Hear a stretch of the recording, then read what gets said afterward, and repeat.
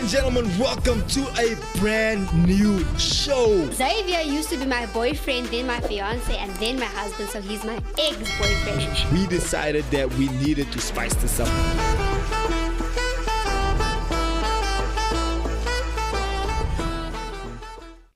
Ladies and gentlemen, welcome back. It is the morning. No, wait. It's Living with my ex at Anka. That was Monday. We are on Wednesday. We are steady on the week. Now. We are on Wednesday. Ladies and gentlemen, so please help me welcome my co-host. It's also my wife. It's also my ex-girlfriend. Just now my wife, Anka Hendricks. Woo! Say hello to the people. Hello to the people. Hi, everybody. I'm so excited to be back here today. We had a bit of a break last week. I think we needed break, but the love of my life, he was a bit sick in bed, and we know how that goes, guys. But we're back here, and we're excited for today. What do you mean? What does that even mean? Women get to be sick and move on with their life. Women get to be sick and then still cook and clean and do. But men are just half past dead. No, that's not true. Really? That's not true for me, though. Excuse me. Excuse me. Some people will come into the room and say, I just lay there for when I'm sick, right? Then I'll be like, baby, I'm busy dying. Then you'll say, baby, here's your panados. By the way, what are we eating tonight? Thanks. That is how it is, man. That simply just is how it is. So it shouldn't be like that. There's no audio there. Alright, so thank you so much for watching, viewing, subscribing, all those beautiful things. Please don't forget to hit the subscribe button. We are live on Living with My Ex on YouTube, on our YouTube channel, and also on the Inside Show on our YouTube channel. So please do check that out, and please go and enjoy the views and stuff there. So today we're having a very, very interesting conversation. You're supposed to say hello to Nicole. Okay, so say hello to Nicole van Heerden says, good morning, team Hendricks. Good to be here after some time. And we're happy to have you and to join in the conversation. Leave some comments. If there's something that you, like a 2 cents or whatever that you have on the topic, then drop it in the comment section. We'd like to have a bit of an interaction this morning. Yeah. So, guys, we have an interesting conversation today, right? And because this conversation is literally about how it usually goes when...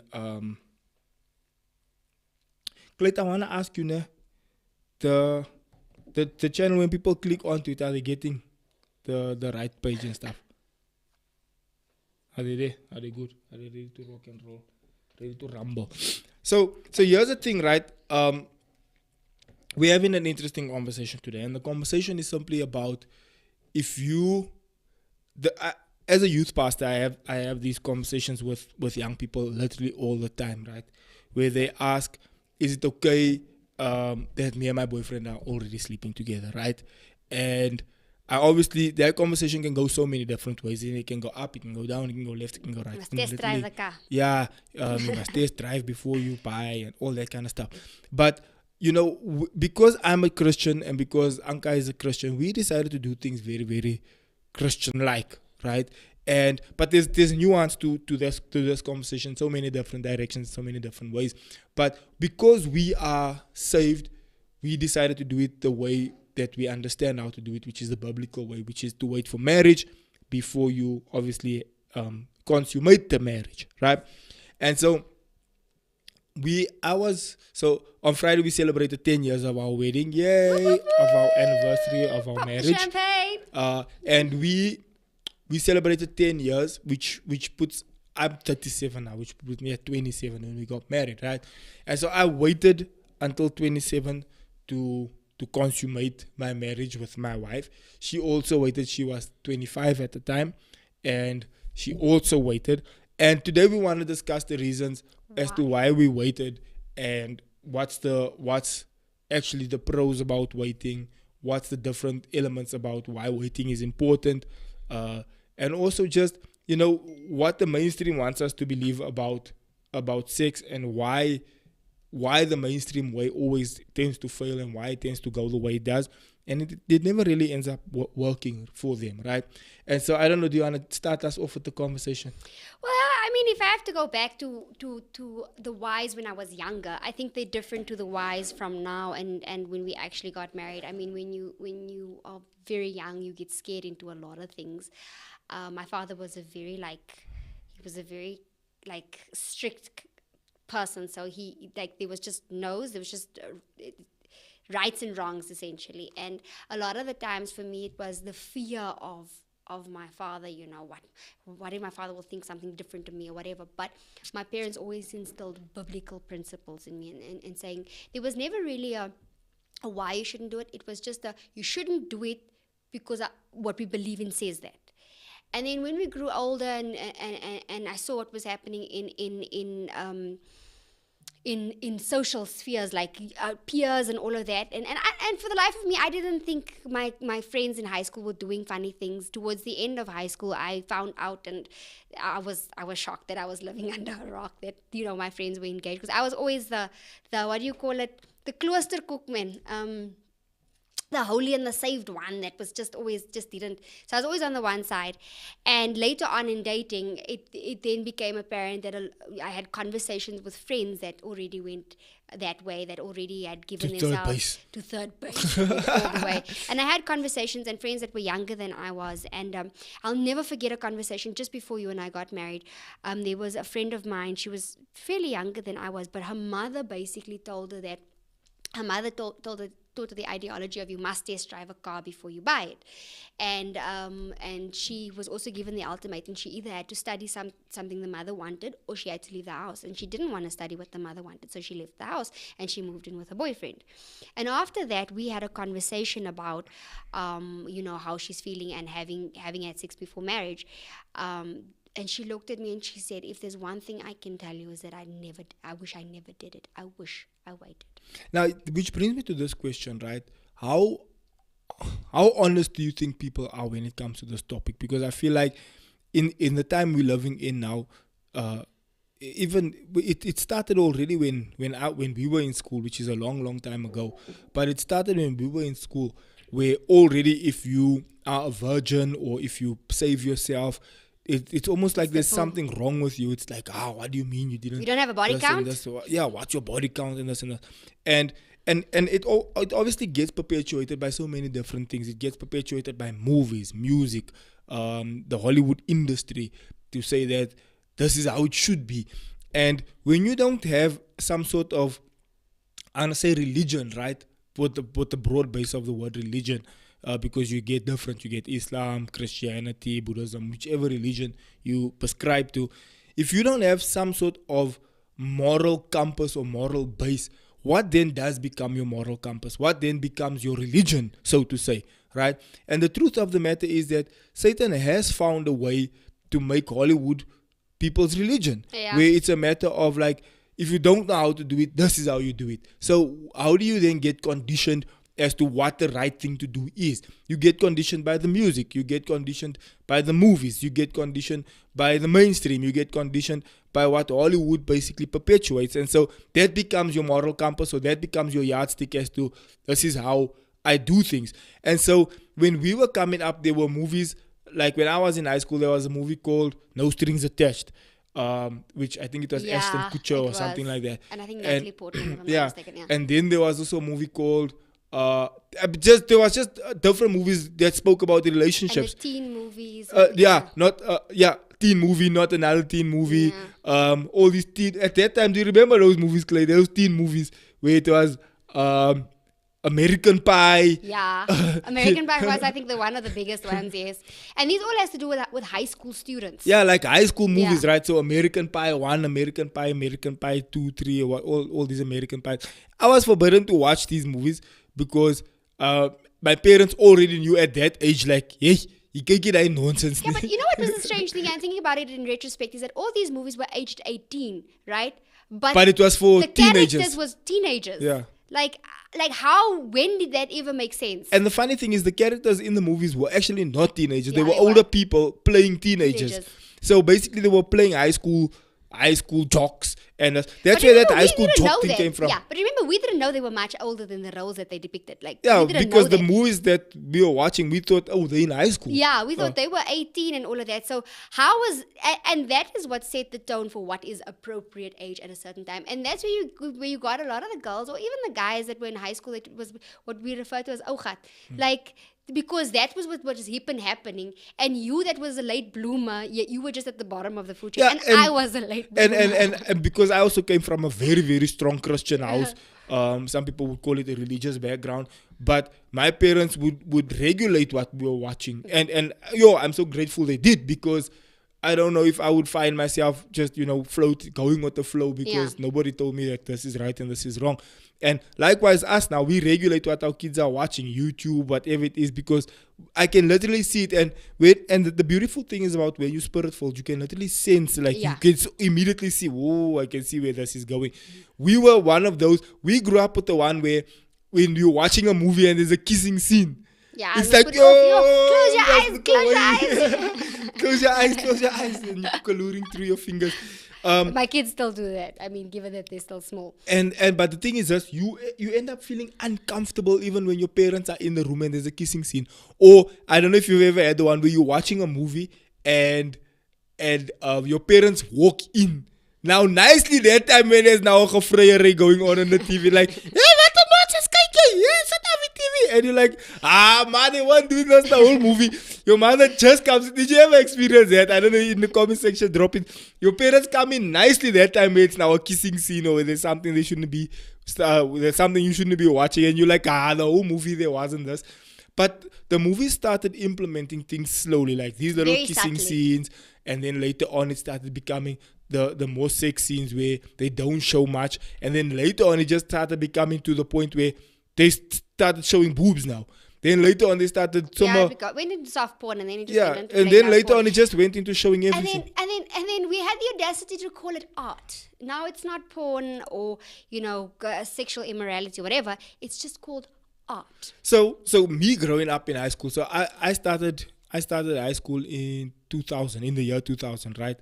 And I know for a lot of the viewers, they're like, I was born in the year 2000, yeah. But a lot of our viewers are also millennials. They're our age, right? In their mid 30s to late 30s.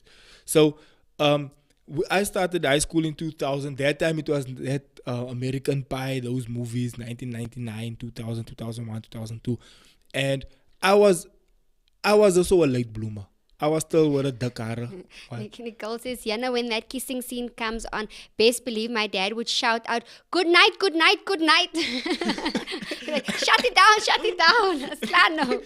And you feel some type of way when your parents are in the room while the kissing scene is happening. You're like, aish.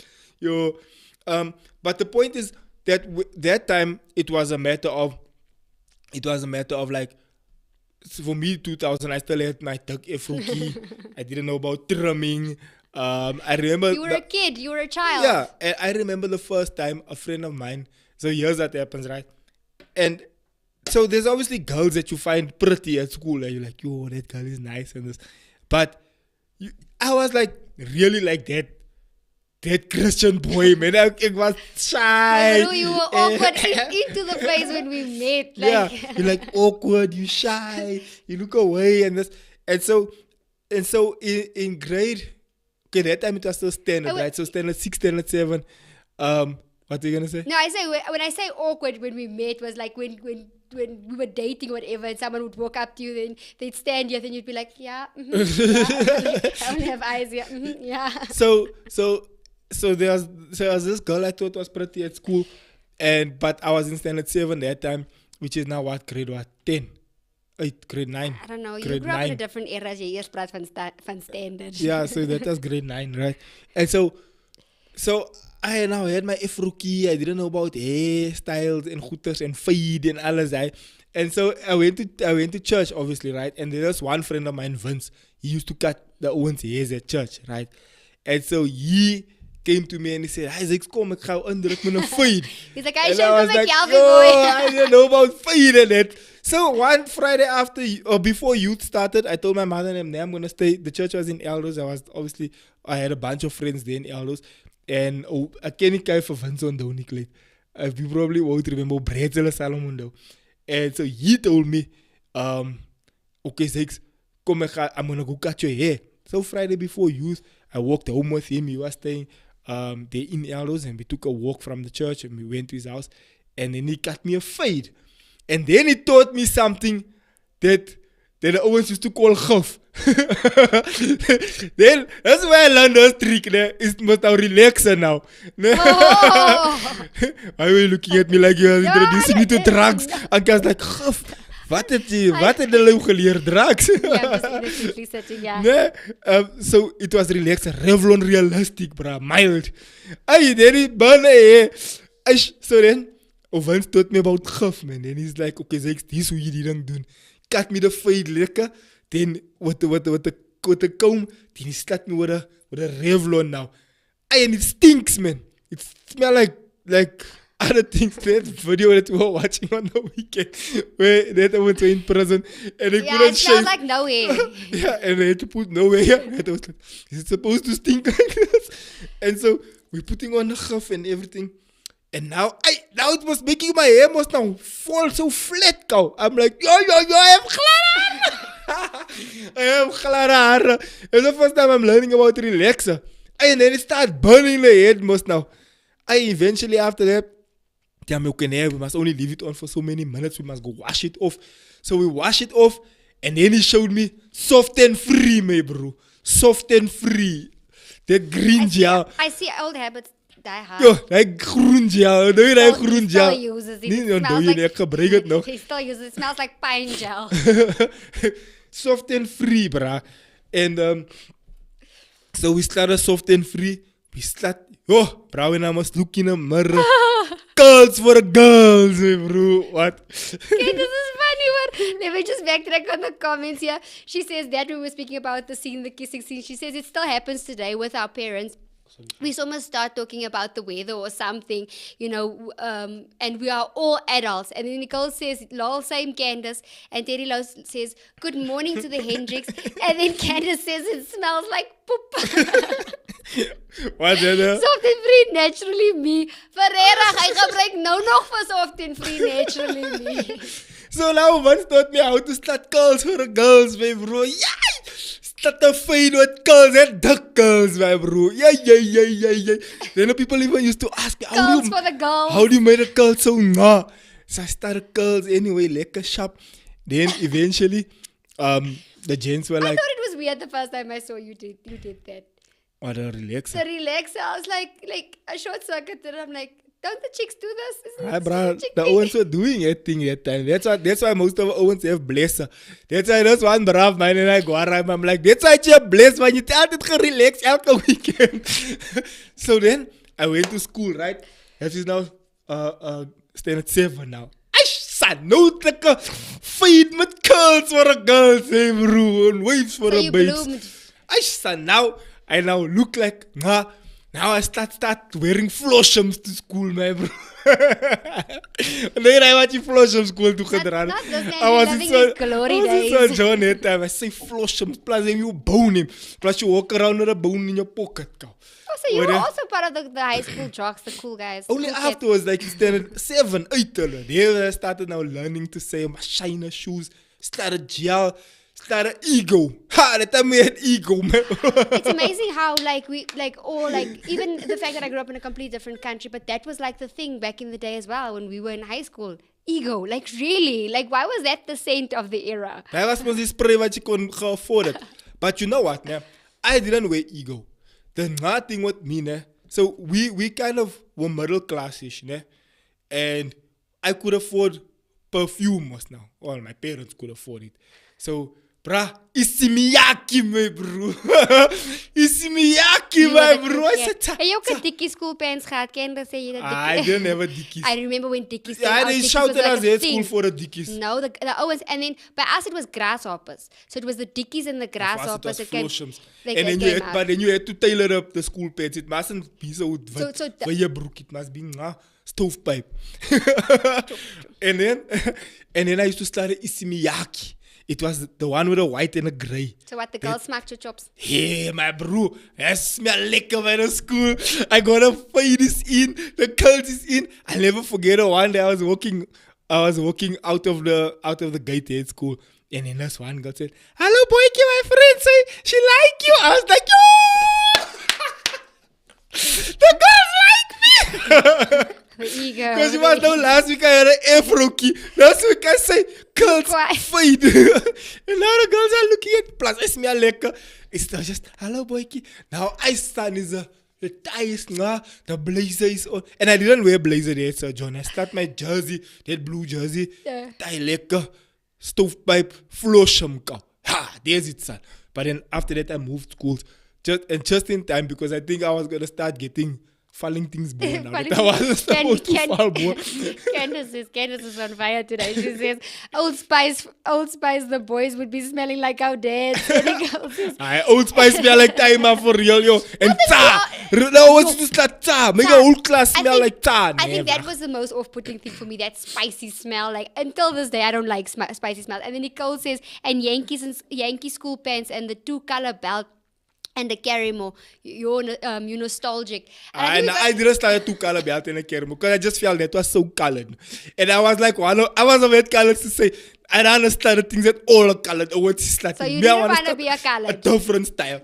Even though I'm sitting here with the fade and curls, which is a style all at once. Then later on, look, then the fade started just getting higher and higher and higher and higher.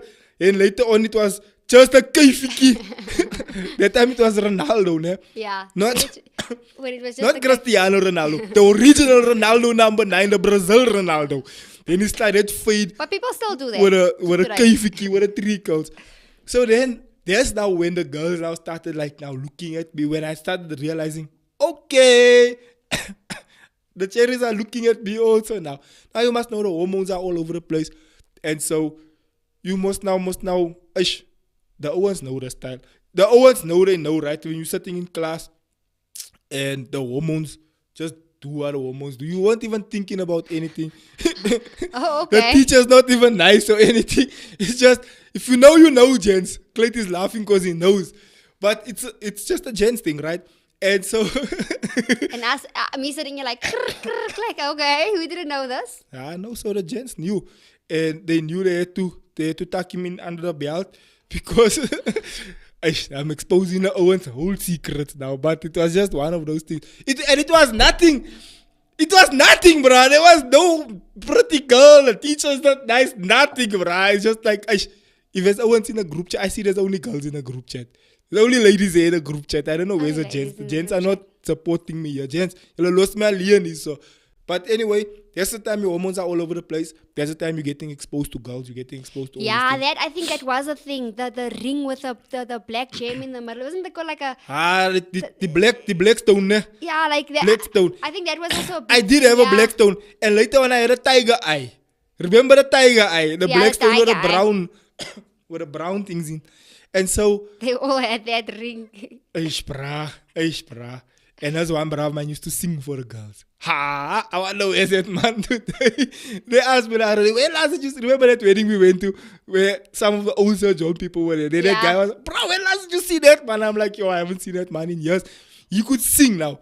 Then at break time he's standing and singing there for the girls. Hey, then the girls is standing around. I remember we went to your once high school reunion and you were the only one that brought your partner. Literally the only one. And it was like, brah, why did you bring your wife kind of vibes? But like, why did you bring your wife? And all of them left there. And strangely enough, their wives were at the school as well. The people that were there, their wives were at the school, but it's a high school reunion, but they don't bring their wives and stuff to. But the beautiful thing that I actually want to allude to is that at that high school reunion, there were 2 of the girls, and the one girl that I thought was pretty at high school, that actually said something to me that stuck with me ever since. Where she said, do you know what? We actually respected you at school. And at the time, I didn't feel like I was being respected. At the time, I thought I was the pastorki. I was the one that they were laughing at because I was a virgin. You know, I was the one that was the church brother. It was the broerki. And at that high school reunion, but not only at that high school reunion, because I stayed in touch with those friends and you met them later on as well. And they told me, we respected you at school. We actually looked up to you. We actually knew this was the guy that was gonna. And even when I became a pastor afterwards, they were like, "Nah, we knew you were the one that's gonna be the pastor. You were the one that's gonna be, the Bible guy." Yeah. And so the point I'm making is that there was actually a level and a degree of respect because I saved myself. There was a big degree of respect as to even now how we're running our marriage now and how we're running our household now. And look, the truth of the matter is this: there are challenges, and the truth of the matter is it's not kumbaya all the time. We have our difficult conversations, we have our tough times, we have our financial challenges. all those things happen. But so many times, time and time again, even on these podcasts, even when we do weddings, even when we do counselings, endless amount of couples come to us and say, we look up to how you guys manage your marriage and how you do things. And when they ask us how we do it, this is literally what we say. We waited until we got married. We stayed virgins. We protected ourselves. We stayed away from all the naughtiness and the stotergoedjies. And trust me, guys, it's not a thing of you staying away because it's you have nothing better to do. It's lekker that time. Everyone's catching on nonsense. Everyone's going to you're the odd one out. Yeah, everyone's going to a house after school. It's like, say you chasing me, chasing to the house. We're going to so and so's mother's house. Their mother's not here for a weekend, so we're starting a house by the house. And then afterwards, you hear the stories that happened by the house. You hear this one was in the room with that one was busy with that one, this one caught on that, one was so drunk they threw up. You hear all the stories that happened at the house. I was always the one I was always part of the cliques, but I was never the one that was invited. So what would usually happen was they would plan it and I wouldn't know. Then Monday I would hear, no, but didn't you know? Oh, you weren't there. Why weren't you there? Like, my bro, you guys know you guys didn't invite me, right? I was always the one that was like the odd one out. And then if you ask her, how was the weekend? Nee, it was lekker. It was nice. Okay, so what did you do? No, we were drunk. I'm like, so what did you remember about the weekend? You know? So I was always that odd one out that was never invited. And I was a late bloomer as well myself. Like, I was the one that had a hectic low self-esteem. So I was always the friend that they befriended because they wanted to get to the other friend. So I was never the one. You said you were the ugly duckling. Yeah, I was the ugly duckling in high school. Which I struggle to believe. Baby, you met me when I bloomed. Why do you think you've never seen a high school picture of me? But anyway, moving Maybe it's good you were the ugly duckling. So, and that's the other thing. So, and okay, finish what you said. So I just say, so and what I had a friend that I really smacked this guy. Like, I really. And, we were closing up to the point where we were just having a conversation. Hey, why did you smack other boys? And I thought, okay, fine, maybe this guy's also interested in me until he broke it, you know that friend of yours kind of. Oh, you were friend zoned by the. And what he said to me was, you know what, Anka, you will be one of my wives. You'll be my first wife. Because you're marriage material, I can't date you. Yeah, wait, what you? And you want to sleep around and then you want the marriage material, want to be the wife. Two guys that I really like tell me this. And then by the time when I got out of it and they now saw chance for me, I'm like, my bro, you had time to mess around. Now I must stand in line, be what number 100 and what in line. Not going to happen. And how does that work though? How do you think that I'm gonna mess around and then save the best one for last? It's like, okay, you the marriage material one, I'm gonna save you for the day that when I now feel that I now want a little bit of action, right? And so to me, it's and that's the thing, right? And so it wasn't a thing to say that it's easy to stay away from these things. It wasn't because it was easy to keep yourself pure and clean and all that kind of stuff. The houses were going on. Then you hear on the Monday how this one, and here's the point I wanted to make: the amount of girls that lost their self-respect, and it's sad that it works that way, that it becomes a girl thing, right? Where the girls lose their self-respect because you hear the story on the Monday, yo, bruh, so and so was with that one. Yo, bruh, that one was so drunk she was jumping on the bed. Yo, bruh, that one was doing this. Yo, that one was alone in the toilet. Yo, that ones were doing this and that and that. And now that girl comes to school on Monday. Everyone's looking at her with it to say, village bicycle. This is the one all the Owens were worth by the house. This is. Now you start building a reputation. Now it starts getting to the point where your confidence is taken away. Your value is, you feel diminished in value. You're not diminished. God still loves you and God still wants to do amazing things in and through you and wants and will do amazing things in and through. But you as an individual, you feel now so discouraged and you feel so like... It's kind of like the devil has something on you now, because now he keeps on reminding you of something, and now you feel the insecurities, and now you feel certain things. And this is something that I always speak to the girls about, or whatever, when we speak about marriage or, you know, restoration, all of that, is that once you've given that, once you've had sex with someone, you can never have it back, because you leave a part behind that you can never have back, and that part is forever missing. So that creates a sort of insecurity, and if you haven't dealt with it, it creates a sort of insecurity. And now there's this, you kind of feel, with it comes in with that sort of like self-respect. Okay, I've already gone over the line, so what does it matter now? You know, I've already given this, what does it matter now? And now it plays with a lot of the psychological aspect and the emotional aspect of it. Yeah, but sorry, while you were talking, I was just thinking about the conversation we had last night, because I do lectures with teenagers, right? And last night we were on the topic of sex. For the week before and last night we were on the topic of sex, and exactly this conversation, because I'm dealing with teenagers, right? And we were speaking about how it messes with your self-control and all this. Not your self-control, your image of yourself, if you've now crossed certain lines and stuff like that, and now you feel like, you know, undervalued and stuff. And there was this book that we were reading, or that we're dealing with. One of the chapters in the book speaks about this, and then there's a story that it highlights there about a pastor, yeah, that was busy preaching, right? And he mentioned in his sermon, and there's somebody here in this service today that slept with my wife. And then the guy that was in the service was like so awkward. It was like, yo. And the point that was being made is that you later on, she sorted her life out. She fixed everything. She got saved. She did things the right way. She got married. She and her husband became pastors of this big church.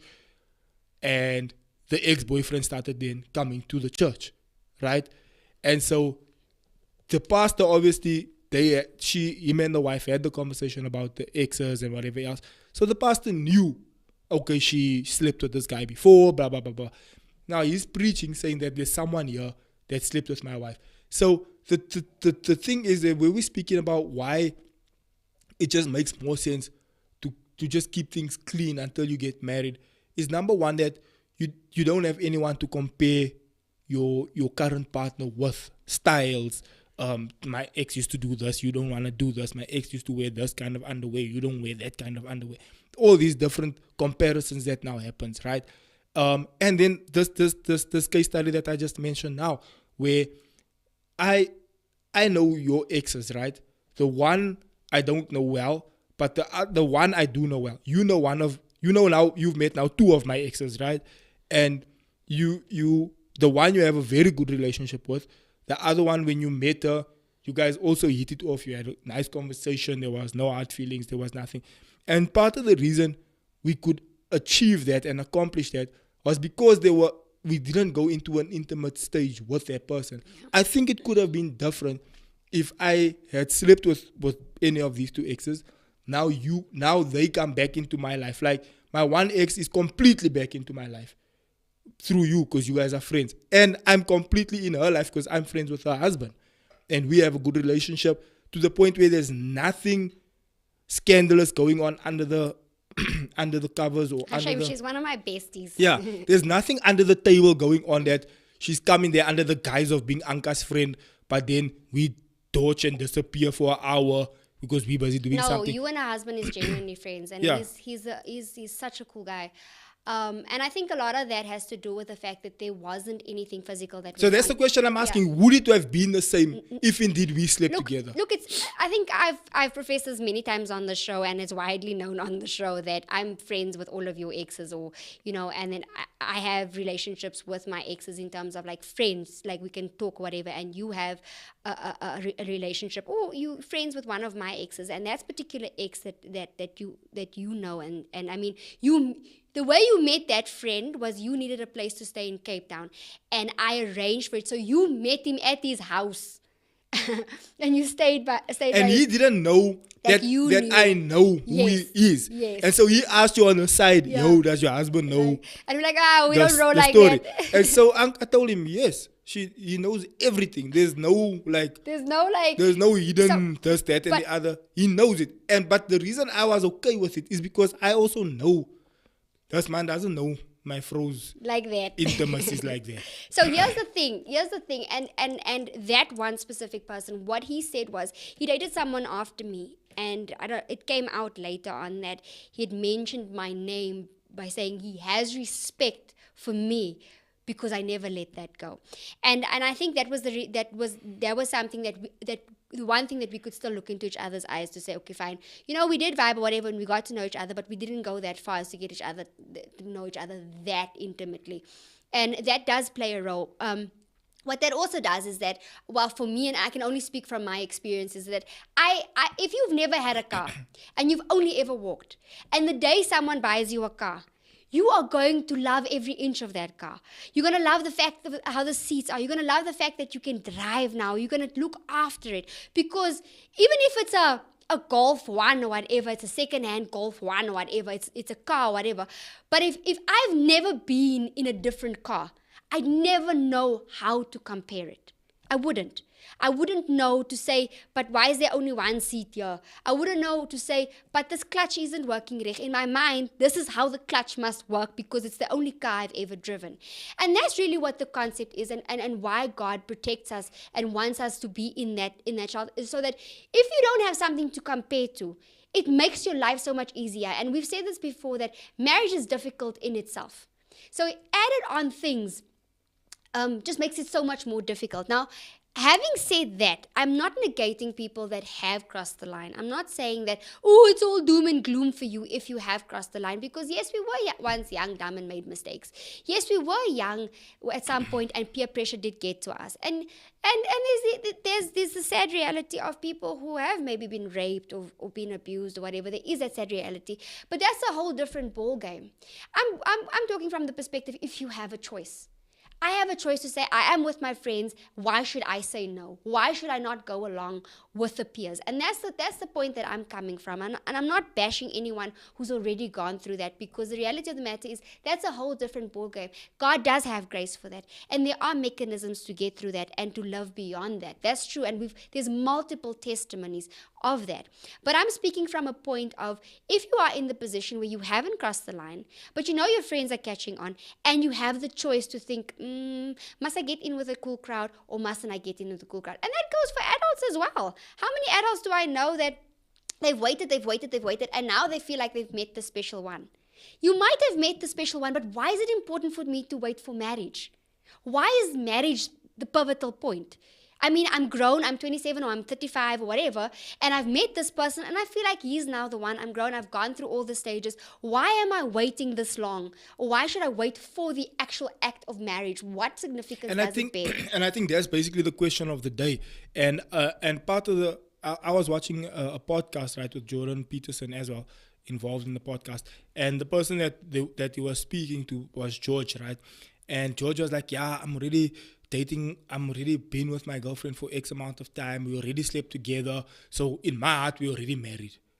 And I think there's a lot of sentiment of people, what's happening in today's society. Yeah. And so Jordan looked at him and like, okay, so explain it to me. Is like, yeah, every time we did the thing, I felt so guilty because it was my girlfriend. But then the day when I proposed to her, I felt like, okay, fine. So I'm going to get married to her anyway. So there's now nothing wrong to do the thing.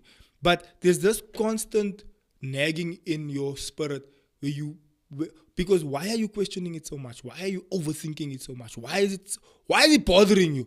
If there's truly nothing wrong, and if there's truly, it's so natural and it's so normal, then why is there a nagging conscience in the back of your mind saying, maybe I should marry her first. And so now the most interesting thing that I saw in that interview or in that conversation, that podcast, was that while he was trying to speak, he was almost overpowering his girlfriend, right?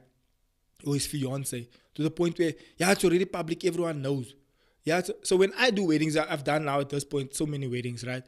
There's a part at the wedding where I always speak about how this is threefold, right?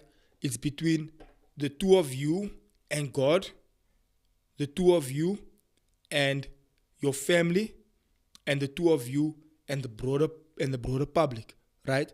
Because when you're standing in front of that altar, it's between God via the fact that you're doing it in a church with a pastor, between the two of you as husband and wife, and your family and the broader society. So which means that you are making a public declaration before everyone that this is not a fat and sit. This is not a it's my girlfriend, we're just sleeping together. This is not a casual sex kind of relationship. This is, I went the whole 9 yards. I went full ceremony, full everything in front of the pastor, in front of God, in front of my family. We arranged the thing where our families came together and we officiated. That's why we call it officiating a wedding. We officiated this union that we've got going here to make this thing legitimate, to say that. And also, sorry, this is the part I left out. Threefold is between you and God, between the two of you and your family, and the fact that it becomes a legal document as well. So there's a big part at the wedding where we go and sit at a different table, where we take out this book, and this book can only be signed by a marriage officer. And between the two of you, where you put your fingerprints, family and the state, yes, where you put your fingerprints there and everything, where you actually literally physically telling the country, the country that you are a citizen in, that this is my wife. If indeed there comes time where there's a situation where there's a will that must be put in place, this is my wife. If as it's gebeur met my, as ek iets oorkom, if I'm in a car accident, I'm in a hospital, this is my wife. It's my next of kin. It's like my next of kin. It's this is the person you phone if the popo hits the fan. This is the person when we're signing for our house. And I know there's prenup and antenup and all those things, but this is you making this thing so official to say that this is the person I'm going to spend the rest of my life with. So we have lots of comments. I'll get back to that in a second. But there's one that's Jimmy Dehont says, morning, maybe you should censor the word sex to avoid demonization. Demonization? Mm-hmm. What's demonization? Sex is sex, bro. Yeah. So maybe to avoid the algorithm not blocking the thing. Maybe, yeah. But at the end of the day, what has... Okay, he says no. I'm not sure. Maybe you would like to elaborate on that. When it comes to these type of things, demonetization. Sorry. I was just about to say, yeah, maybe for the algorithm for demonetization. Sorry. Yeah. I hear you. Okay. I hear you. All right. Okay. We hear you, and thank you for that one. And we've used it a couple of times. No, but we usually censor it or dance around it, even with the COVID and all that. Yeah. We usually dance around it, but I don't know. It's just we're having the conversation. And getting back to the conversation, what that does is, and a lot of people say, yeah, but why do I have to spend lots of money to have a ceremony and all of that? Now, here's the thing when it comes to marriage and the actual officiating of marriages. It's to protect you. It's to protect one another, because as much as we can live together and buy things together, and yes, there are certain laws, whatever, in place, but they aren't solid, which means that there's no accountability for you. Because if we just stay together, whatever, you say, yeah, but I love you and we love together and we do all of this, there's no accountability. Tomorrow, if you feel like you want to tap out of this thing, you tap out. There's nothing holding you to it. And I've seen a lot of women, they go through a lot of the emotions, they go through all of that, and it's literally, it's like yes, they are going through a divorce, but there was no ramifications, really, legal ramifications or anything. It was easy for them to just walk. When you are legally married, what that does is it makes you think twice. Maybe I should fight for this. Maybe I should try and work this out. Maybe we should figure this thing out, because there's a lot of things to consider. So it's really to protect the both of you. When it comes to marriage, yes, it's a covenant. The consummation of marriage is, yes, when you consummate it. When you guys know each other, right? For the sake of this, Anyway, the consummation then becomes a covenant, and that's between you and God. That's essentially between you and God to keep. But nothing really keeps you in that. Nothing holds you accountable for you to say, okay, fine, yeah, okay, fine, we sleep together, whatever. But I don't want this anymore. Let me leave. Yeah, Yes, there's two kids. Let me leave. But the chances are that how many girlfriends did you have before that? How many girls did you sleep with before that? So what makes this now different? Different What from makes that. this like, nah, I'm gonna settle down. Plus, I just back to that George interview where his girlfriend is sitting there, né? And you can see her whole demeanor just like, bruh, I want a wedding. I want to get married. I want to do this thing properly. You know, almost like make an honest woman out of me. Don't just, yeah, I said it, you're on the podcast. We're almost engaged now. What now?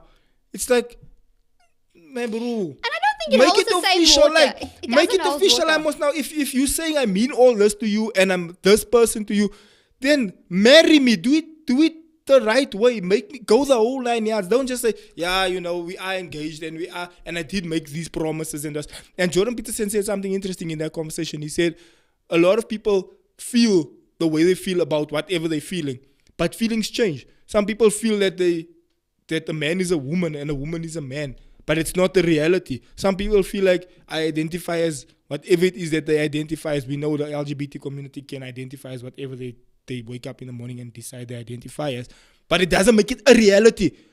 You can't just say I feel this way. There's other steps that falls in place that solidifies that, bruh, we legally married, we had a whole wedding. It's like things that solidifies it. And he said that you now held accountable before God and before your family. Jy het ons hier gebring, ons het 'n wedding gehou, ons het mekaar se families gemeet, and the state. And You have a responsibility this is now. a thing now. It's Yes. not just I felt it in my heart and sharp now I'm gonna sleep And- with you. and- We made it this is an official thing. And here's the notion. The notion is usually that, yeah, it's for the wife, it's for the woman, it's for, no, it's for both. It's for both. I know of so many marriages that the woman just wanted to leave, or she had some frivolous reason to leave, or whatever. But she had to be accountable. Look, I'm in this now. I'm legally married. I'm married to this person. It's a decision that I've made. And I think in the society that we live in, people don't take accountability for their own decisions that they've made. And what that does is it forces you into a space where you say, okay, I made this decision. I must own up to the decision that I've made. And that's essentially what you're saying. And I think that's the highest honor you can bid somebody, is to say that I made a decision to be with you, regardless of what it's going to take, what is going to happen. We are going to stand by this together. And I am declaring that. So you kind of feel like, okay, maybe I should find a way out in terms of, let's go to counseling. Let's find a way. It's another reinforcement as opposed to just I felt it in my heart, so now I feel like we're married. And another thing is this, right? There were statistics shown that what we now here in South Africa we call it fat and sit. Ne? The statistics show that it works out in the first year or two. And then afterwards, there's some foxes that creep in, simply because it was never formalized. It always just has in the back of your mind, like, of my mind, are we really together? We're technically not married. Yeah. And then there's the other stat that actually proves that the optimum place for a child to grow up in, this is now later on when you have children, is in an environment where because now marriage brings a number of things. It brings stability. Mm-hmm. We see with our daughters, right? We have an 8-year-old and a 6-year-old. We see with our children, we were gone for the weekend. They slept at my parents' place. By the second night, they were phoning us. When are you guys coming home? I want to go back to my room. I want to go back to my house. Especially with my eldest daughter. She's very... Oh, she's very structured. She's very sensitive. She wants to know what's happening, why it's happening, how this is happening, because there's a sense of structure and order here. Yeah. There's a sense of, I know what's happening next. These are my parents. This is where my dad sleeps. This is where my mom sleeps. This is the time I go to bed. This is my house. This is my room. This is my bed. This is the kitchen. This is where the air fryer is. This is where the fish fingers are. This is how I make myself lunch there's a sense of structure and stability that it brings to the life of your children when there's order in your home, as opposed to It's neither here nor there. And another issue is that's where you're fighting in front of the children. It also brings a different atmosphere of like, it's like, ish, my parents are fighting. But children are so sensitive. We saw it whenever I was like 3 years old. And there's an atmosphere in the house. She knew. And she would become edgy. Yeah, she become edgy. Or she becomes edgy. Because she can sense that something's off in the house. Something interesting happened last night. So we've been a little bit busy and our lives have picked up a little bit in the last 2 or 3 weeks. And so it happens now that every night we now have something. We either have a meeting or something going on. But, excuse me, we try to reshuffle our lives so that we can have a couple of hours in the afternoon with him to spend with him, because we know that our lives are sort of like picking up now in the evening. So for this week, we've been busy every night. And they slept they slept the whole weekend at your parents' place. Monday, we had somebody come in, but they were in the house. And then last night, they had to go out again, and they had to, be at your parents' place again, given that it's also a stable environment. It's also a stable place. And then last night we came a bit and my late. Parents live in the same area we live so in. when I picked her up, they fell asleep there, and then when I picked her up, she started crying and she says, "I'm never leaving you alone again. I never want you to leave me." So it was like a matter of... But she's more sensitive than but it's like she's calibrating. She's not used to being in her space. She's not used to sleeping out every night and like, what's going on now? Yeah. Because what we've always tried to do was create that stability, but it wasn't just for the kids like that. It was where we are emotionally, because emotionally that and the atmosphere in the house, that trickles down to the kids, and it is our utmost responsibility to create this environment for them, that they know what is a healthy environment, what is a healthy equilibrium for them, as opposed to they sleep out every night because of the industry that we work in. Yes, we're going to be on and off, like be places all the time and be busy all the time, but that doesn't mean we shouldn't create a stable environment for our kids with us in it. Okay. No, I was just listening to your.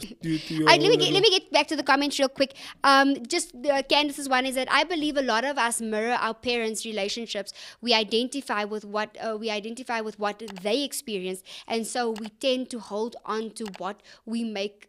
When we make certain decisions, and that is very true, and the reason for that is because that's all we know, that's all we've been conditioned to. So whatever our parents go through, that is what we will be. But that's the whole point of what you were making now, to create a stable environment. And here's the thing in life. Everything in life is a decision. Marriage is a decision. Love is a decision. It's not a feeling. That is like this whole notion of follow your heart. If you feel like you love this person, then you've never loved the first one. The Bible says the heart is deceitful above all. Above all things, and which essentially means that you need to make a decision.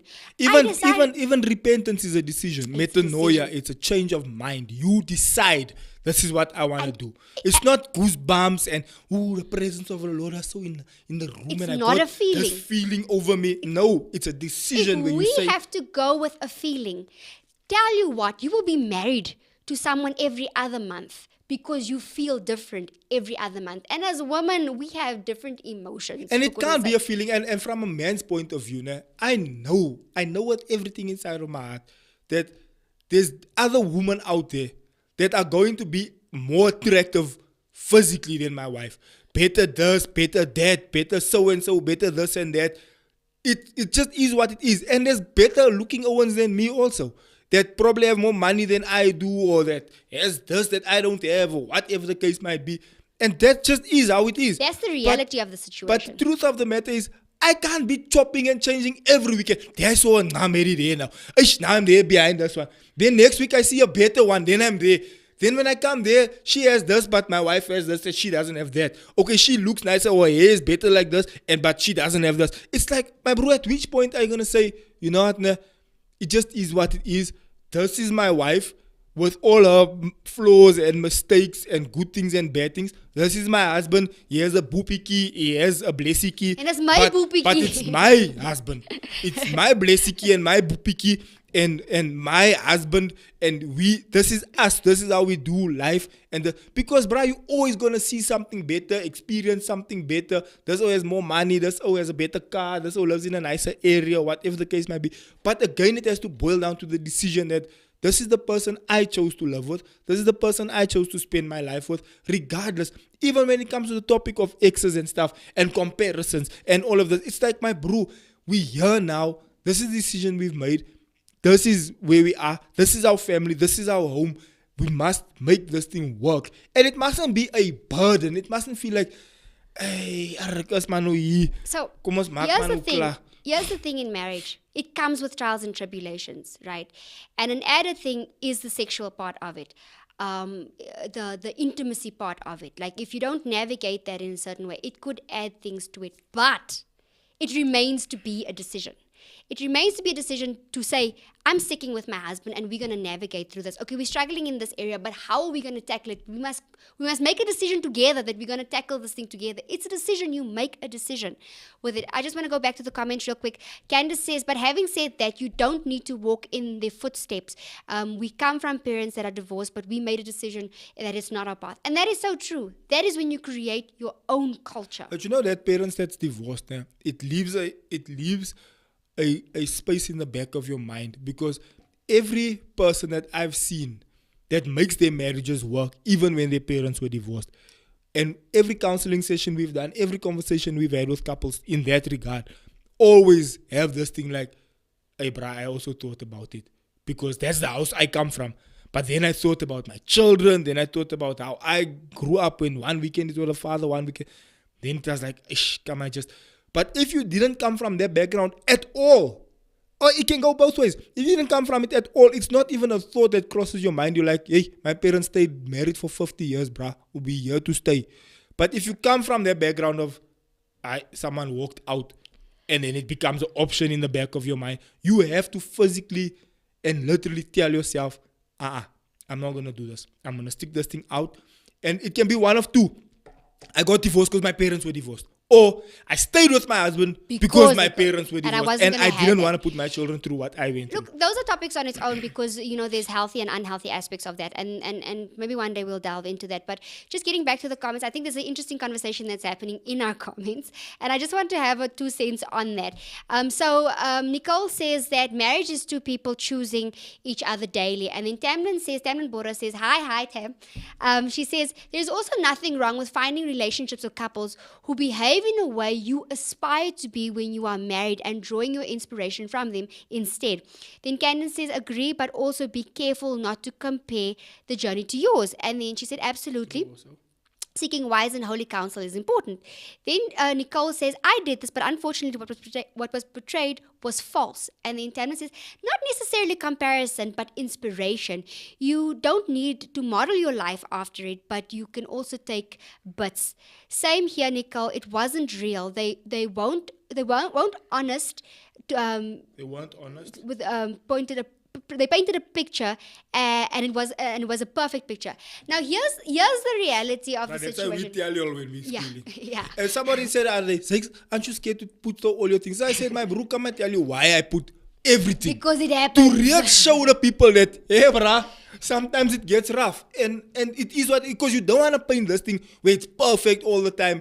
And then you have a situation like that where you think your people never fight. Yeah, bruh, I tell you. And we even share our argument. We share what we fought about. We share that whole honeymoon story. A lot of the stuff is the stuff that we share is because we've dealt with it. And we can sit here and tell you straight, we've been through there. It's nothing new. And people go through it every day. But how do we navigate it? How did we navigate it? And we're not telling you how to navigate it, but we're telling you how we navigated it. When it comes to finding inspirational couples, I think it's very important that you do your research properly. Yes, because at the advent of social media, we all want to put our best foot forward. We all want to say, oh no, we went on holiday here, but meantime, ons credit card debt and ons het hierdie car and we went on this holiday and whatnot. I was looking at holiday places now and I'm like, yo baby, there's a place here for 400 rand that maybe we can do 2 nights or whatever. This is what we're trying to do to go away on holiday. It's not a 5-star hotel, but it's where we want to go and spend the time together. We didn't look for, we must have a Range Rover to come pick us up or whatever. That's how we live our lives. And that's the transparency we live our lives. And if you have that, that's great. But for you as a person that is at home, that may not be able to afford certain things, that's not something that you would you want to aspire to it one day, but don't put yourself in a position that it will be to your detriment now because the people you look up to, oh, but they have this and they have that. But when it comes to actual aspects of their marriage, how they treat each other, how they speak to each other, how are they in front of other people with each other, how is the things run at home, because usually with the kids you can see what's happening going on. Those are aspects that you can draw from people. So I wanted to say this, right? Candace, I'm happy Candace is in the comments, right? Because Candace does like travel agent stuff, right? Yeah. And so for our 10-year anniversary, I told Candace, I said to her, Ash, I'm looking for a place that's to take Anka. So she's like, okay, what are you thinking about? Da, da, da, da. So I was a bit like shy to tell her what's the budget, because the budget is like it's like the budget is not budgeting, bruh. And I'm like, don't call Candace that because the budget isn't budgeting. So I'm like, the budget is not so vulnerable, but so I was like, you know what, let me just be honest with her, because the truth of the matter is this, right? We have a certain image in society, and we have a certain position in our church and in society where we middle class people, right?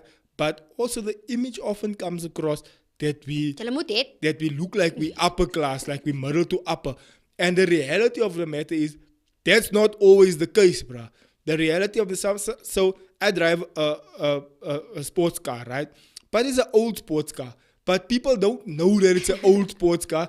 And it's not, my car is not that expensive, to be very honest, right? But it's a Porsche. So people just see the badge or the name and they think, oh, this guy's got money, which is not, at the moment, it's not the case, right? I'm not speaking like poverty on myself, because I don't want that for myself. I want to be successful financially. But as we speak now, I can't be affording 10,000 Rand holidays at the moment. So I reached out. Eat and sleep. Yeah, so I reached out to Candace. I'm like, Candace, here's the budget. It's not so nice. And she's like, okay, for this budget, we can do 1, 2, 3. Like, and then she was giving me the options for the budget. But the point is that even on our honeymoon, we went to Thailand. Thailand's baht was at the time 3 times lower than the South African Rand was 3 times stronger than the Thailand baht, right? And so we chose these honeymoon destinations not because we wanted to be fancy and vulnerable, because our rand was 3 times stronger than the place that we were going, and we could get more out. We were balling, kasi ons het net 2 or 3 days yeah, we could get more out of the holiday because it was a cheaper holiday. But yeah, in the photos, you thinking, whoo, Zach took his wife to here and there. But it's fugazi. So here's the thing, it's not about fugazi, it's about what you guys do together. And Candace says, oh yes, and the reality is we don't have petrol to go to church and pray, and you get stuck on the road when you get home. My guy, we've been through this. There was a time every single month, and I'm like, okay baby, who do we call now? What do we do now? Because we're in this together. Ons het saam sonder petrol gaan gestaan. Ons is nou saam hierso. In the beginning, Anka used to be shy when we stuck. Hi, shy, but I wasn't shy. You know what's the worst thing? I stuck with a Porsche. Now people are driving past it like, when you will a Porsche, right? But you can't petrol. But this is the reality. We go through these things, but because we want to keep up with the Joneses, now we don't speak about these things. Yes, I will never forget. We've gone through that a couple of times, and what that does, it creates compassion for other people. I have rich friends also that also got stuck at things, and we laugh about it. We laugh about it. And they've driven past us with their big defenders and their what. I'm like, sure, that's a beautiful car. They're driven past, and then we stuck with petrol here, but they're there to help us out. We're there to help them out, or whatever. But what the reality is for us, it's very important to be as transparent as possible so that you guys can see that this is who we are. Yes, we go through financial difficulties. This time when I was bake the bread, because that's all we have now is flour in the house. And it happens. But the bread is lekker. Yeah, so it works either way. It's the only thing I can really make. Anyway, it's my little flex. Anyway, so that's what it is. And for me, when we went away for our for our 10-year anniversary. It wasn't so much as to where we were going, but it was the fact that I was going with him and I was going alone with him. Yeah, bruh. Because Even if we went somewhere, I wouldn't yo, have said. bruh, wait. I'm gonna post this, and for those who are We don't following have on time, bro. I IG, really want to say this. quickly before you say this, we went to this dodgy place, and we were alone, and it was Actually, starting it to wasn't get. dodgy in the day. It wasn't dodgy in the day, but it started getting dark, and we were the only people It was there. giving serial killer It was vibes. really giving serial killer vibes. But Anka was like, "Baby, I'm with you. Let's go." I mean, what are we gonna do? And I'm walking there thinking, "Hey, Brian, stop us now with weapons and things. There's nothing I can do either." Nee, jy moet iets maak, brother. But here's the thing. Yeah, but you know I can lost, do something. I lost my train of thought now when I said, and going back to why we waited, right? And here's the point for me why I'm happy that we waited was that I don't think any couple that waited can say in the beginning of their marriage that their intimacy life was the greatest because both of you novices. both of you don't know what you're doing, and that's the beauty of it, because both of you don't know what you're doing. You don't know how to compare, who to compare, but you can say, maybe I don't really like that or whatever, but now we can navigate because there's certain things that, okay baby, but you also now do this, can we change this, can we change that, and we navigated through that to the point where 10 years later, I know it didn't take that long, but by the 10th year, you know, we could really enjoy each other. And there's really no comparison to anybody else or anything else. We just have each other as a reference. And what that did was it broke the barrier of us not talking to each other, but we started talking to each other because now we are both inexperienced. Yeah, we're both novice. We're both inexperienced, so now we can both navigate this together. And once again, I'll just double down and say this. I'm speaking from a point of someone who hasn't been there yet. If you have been there, that's a different ballgame, and we can have a different conversation as to how to navigate that. And you might say to me, Anka, but you guys have never been there. What do you mean? We have counseled many a couple to know what has happened on that end and on that sphere and how, and God restores. There's a spiritual aspect. God does restore at the end of that. But if you can avoid it, why not? So guys, that's our time. The convo was lekker. It went quick. Thanks guys for the interaction. I really love today's like interaction. It really makes it easier for us to like bounce off of everyone. Guys, and we quickly, can, we're busy doing our own channel on the other side also called Living With My Ex. So please also go over there, go sub there, go show some love over there also, please. That will be really cool, because this is obviously the inside show. It's a different platform, but because we speaking marriage things, we have a platform where we discuss those things. So we also go live on that channel there. So go show some love over there also and some support over there. It will really be cool and nice and great. So yeah, thank you. bye. Bye guys, see you on the next one. Bye. Ladies and gentlemen, welcome to a brand new show. Xavier used to be my boyfriend, then my fiance, and then my husband, so he's my ex-boyfriend. We decided that we needed to spice this up.